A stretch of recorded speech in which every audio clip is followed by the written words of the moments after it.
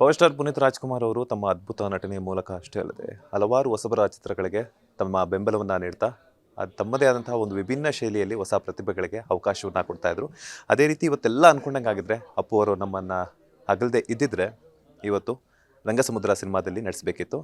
So ಚೊಚ್ಚಲ ಒಂದು ನಿರ್ದೇಶನದಲ್ಲೇ power star Puneeth Rajkumar ಅವರಿಗೆ ನಮ್ಮ ನಿರ್ದೇಶಕರಾಗಿರುವಂತಹ ರಾಜ್ಕುಮಾರ್ ಅಸ್ಕಿ ಅವರು ಆ್ಯಕ್ಷನ್ ಕಟ್ ಹೇಳಬೇಕಿತ್ತು.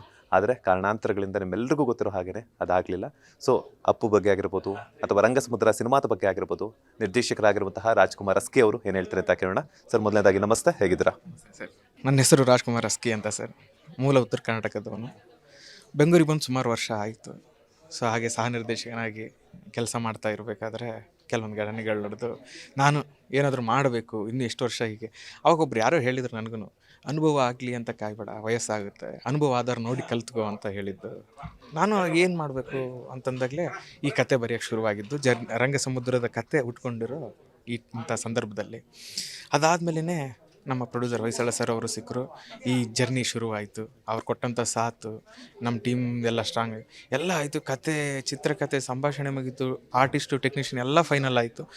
ಸೊ ನಮಗೆ ಮೇನ್ ಬೇಕಾಗಿದ್ದು ಒಂದು ಆ ಕತೆ ಹುಟ್ಟುಕೊಳ್ಳುವಾಗಲೇ ಒಂದು ಇತ್ತು ಸರ್, ಒಳಗಡೆ ಹೃದಯದಲ್ಲಿತ್ತು, ಅಪ್ಪು ಸರ್.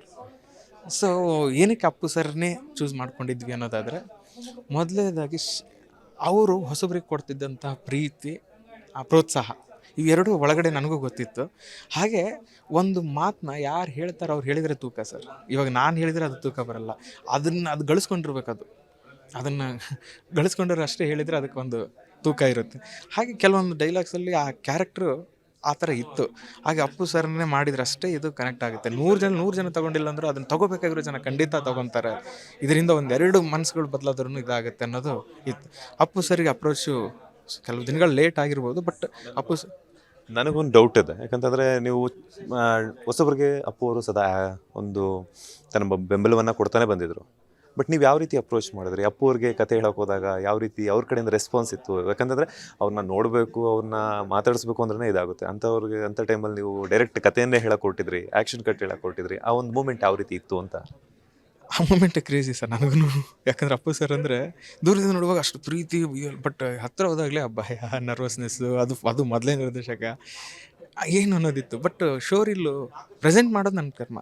ಹಾಗೆ ವಿ ನಾಗಂಬಸ ಸರ್ ಹೇಳಿದರು, ನಿಮಗೆ ತಾಕತ್ತು ಅಥವಾ ಕತೆಗೆ ಇವರೇ ಬೇಕು ಅಂತ ಅನ್ನೋದಾದರೆ ಎಂಥವ್ರು ಬೇಕಾದ್ರೂ ಪ್ರಯತ್ನ ಮಾಡಿ, ಒಂದು ಆಗುತ್ತೆ ಅಂತಾರೆ, ಇಲ್ಲ ಆಗಲ್ಲ ಅಂತಾರೆ. ಸೊ ನನಗೆ ಅಪ್ಪು ಸರ್ ಬೇಕೇ ಬೇಕು ಅನ್ನೋ ಆಟಕ್ಕೋಸ್ಕರನೇ 2 ವರ್ಷ ಕಾದೆ ಅವ್ರ ಮುಂದೆ ಹೋದೆ.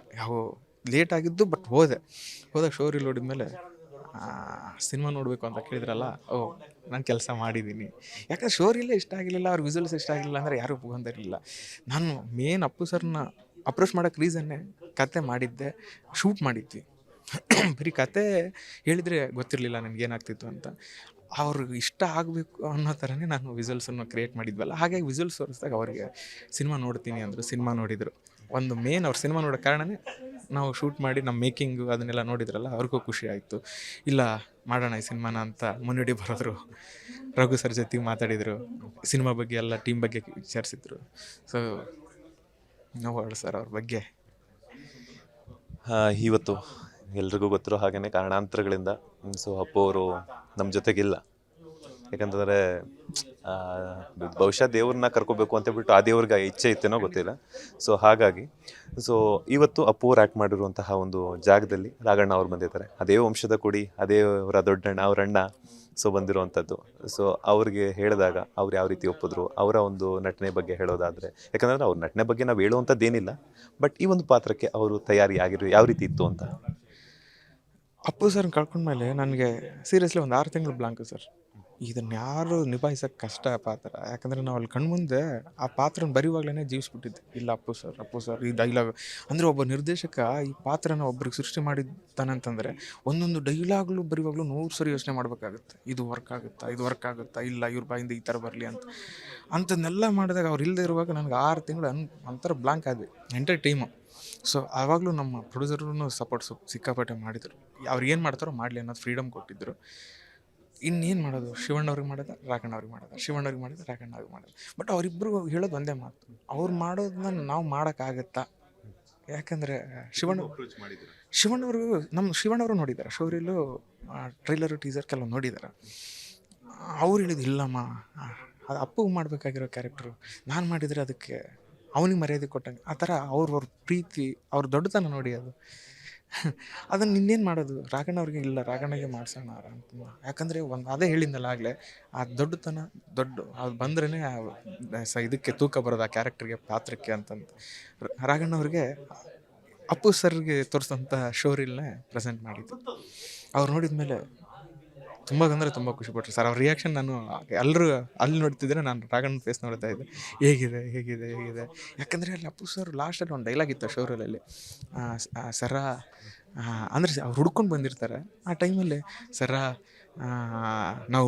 ನಮಗೆ ನೀವು ಬರಲೇಬೇಕ್ರಿ ನಮಗೆ, ಆ ಥರ ಒಂದೇನೋ ಡೈಲಾಗ್ ಇತ್ತು.